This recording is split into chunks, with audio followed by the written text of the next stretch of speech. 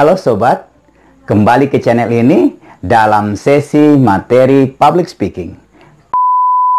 Kali ini kita akan membahas tentang bagaimana membangun kepercayaan diri dalam berbicara di depan umum.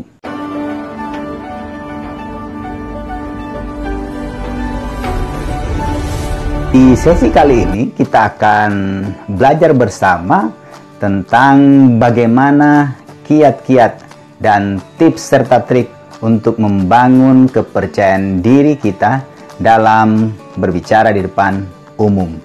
Melanjutkan sesi sebelumnya ketika kita sudah melakukan persiapan, latihan, namun harus dibarengi dengan kepercayaan diri.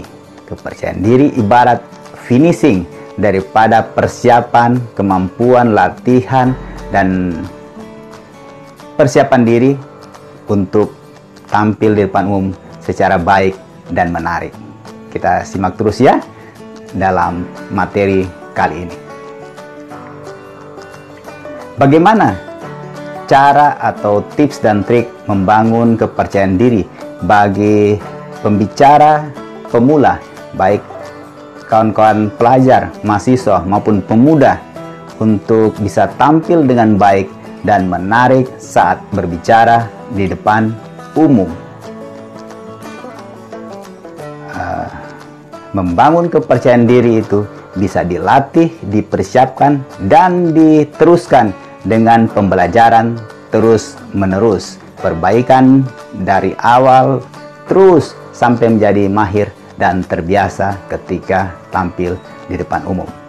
Yang pertama, apa kiat-kiat atau tips dan trik atau cara yang telah saya lakukan alami dan telah sharingkan di berbagai kesempatan bersama teman-teman lainnya.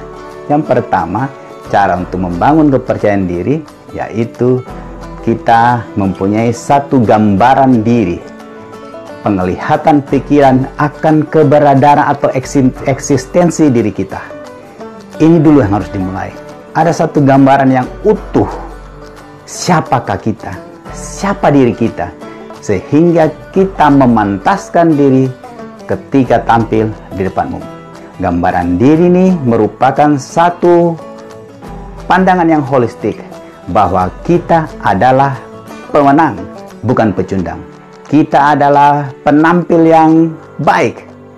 Kita adalah pribadi yang menyenangkan menurut pikiran kita, bukan berdasarkan perkataan orang lain.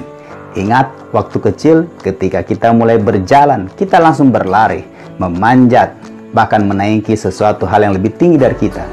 Orang-orang di sekitar kita, orang tua kita, tetangga, dan semua handetolan nyatakan, awas, hati-hati nanti jatuh. Tapi kita tetap naik, berlari, dan melakukan apa yang menurut kita. Begitu juga ketika kita akan tampil di depan umum. Meskipun orang lain meremehkan, tidak percaya, bahkan menyatakan tidak mungkin kita bisa tampil di depan umum, tapi kita harus yakini diri kita bahwa kita sebenarnya bisa dan mampu. Inilah gambaran diri yang utuh. Ingat kembali hal-hal yang pernah kita lakukan, kerjakan, meskipun orang di sekitar kita menyatakan hati-hati, awas, atau tidak bisa. Inilah gambaran diri yang utuh. Setiap pribadi kita harus mempunyai gambaran yang utuh terhadap diri kita sendiri, bukan perkataan orang lain, bukan pandangan di sekitar kita, tapi menurut penglihatan pikiran akan keberadaan diri kita sendiri. Lihatlah ke dalam bahwa kita pernah mampu dan pernah bisa dan pasti bisa. Berikan sugesti yang positif bagi diri kita sendiri bahwa kita pasti bisa. Waktu belum bisa berjalan, kita pun langsung berupaya untuk berlari karena kita percaya dengan diri sendiri. Orang lain hanya sebagai penunjang saja, bukan penentu akan siapa diri kita. Inilah gambaran diri bagi teman-teman, kawan-kawan sekalian, untuk melihat kembali, merenungkan kembali apa gambaran diri, sehingga kita mampu percaya diri tampil di depan umum. Kita pasti bisa dan akan bisa kalau kita sendiri berkata dalam pikiran maupun hati kita bahwa kita bisa. Yang kedua, kita simak terus ya. Yang kedua, penampilan. Kenapa harus penampilan membuat orang itu percaya diri? Sebagai pembicara yang baik dan yang menarik, mentor saya mengajarkan bahwa minimal kita satu tingkat lebih tinggi dari penampilan orang kebanyakan yang akan mendengarkan kita. Maksudnya begini, jika kita berbicara di hadapan siswa atau pelajar yang biasanya tampil kasual dengan baju oblong, kaos oblong, dan celana jeans atau celana biasa, kita satu tingkat di atas mereka. Mungkin baju kaos juga tapi berkerah, sehingga kita yang memantaskan diri ketika tampil di depan umum. Sangat beda, bukan? Jika yang tampil di depan kita orang-orang yang berjas, sementara kita hanya pakai baju kaos dan celana jeans. Dalam forum yang resmi, seperti sesi materi yang pertama, jenis-jenis forum, ada yang non-formal, ada yang semi-formal, dan ada yang formal. Kalau kita tampil di forum yang sifatnya non-formal, kita bisa menyesuaikan dengan penampilan yang non-formal juga. Itu sifatnya penampilan fisik yang bisa terlihat dari mata audiens. Penampilan juga sifatnya pembawaan diri, bagaimana kita berlaku, cara duduk, cara berdiri, dan cara berjalan. Dalam forum yang sifatnya formal, pasti berbeda dengan cara duduk, cara berdiri, dan cara berjalan ketika kita di acara ataupun yang sifatnya non-formal. Non-formal misalnya pelatihan yang outbound di hamparan pasir tepi pantai atau di rerumputan. Ketika melakukan training outbound, sangat berbeda penampilan kita. Cara berdiri, cara berjalan kita pun berbeda dengan ketika kita berbicara di hadapan acara yang sifatnya formal. Apakah itu upacara, apakah itu seminar, apakah itu presentasi mata kuliah, presentasi tugas, maupun presentasi skripsi. Makalah kita pasti berbeda penampilan kita. Cara berbicara, tata bahasa, apa yang kita kenakan, apa yang kita pakai pun berbeda. Penampilan membuat kita percaya diri. Saya pun pernah kecolongan ketika diundang dalam pelatihan.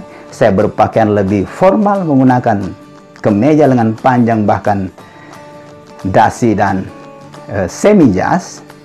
Ternyata pelatihannya itu diadakan di luar ruangan, meskipun dalam tempat pelatihan, tapi dia sifatnya aula yang semi permanen.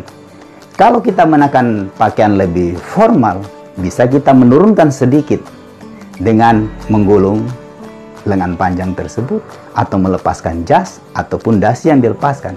Lebih susah kawan-kawan kalau kita berpakaian non formal sementara kita tampil di hadapan forum yang sifatnya semi formal atau non formal. Ini lebih susah adaptasinya, dan itulah yang harus kita teliti dan ketahui sebelumnya sehingga kita percaya diri dalam hal berbicara di depan umum. Satu ketika teman saya pun merasa canggung ketika dia salah kostum.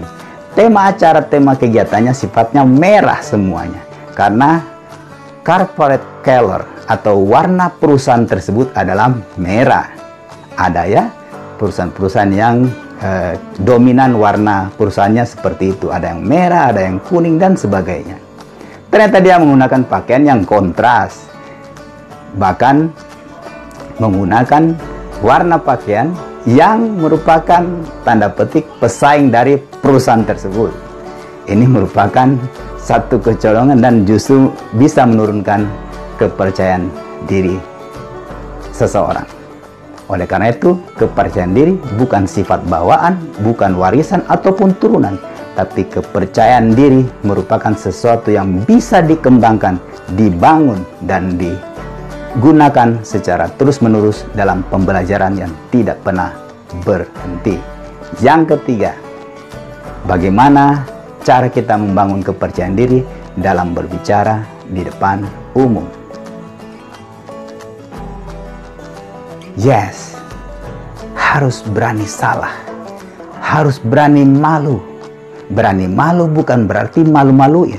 Berani malu artinya kita siap dengan cibiran maupun cemohan bahkan umpatan dari orang-orang yang akan mendengar atau melihat ketika kita tampil.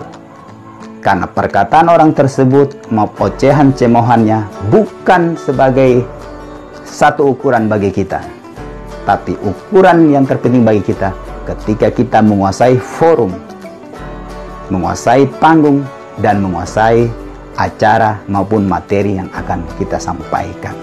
Sehingga di akhir pembicaraan kita atau penyampaian presentasi kita, orang akan minimal sebagian besar berdecak kagum, mengerti, memahami, dan bisa menerima apa yang kita sampaikan.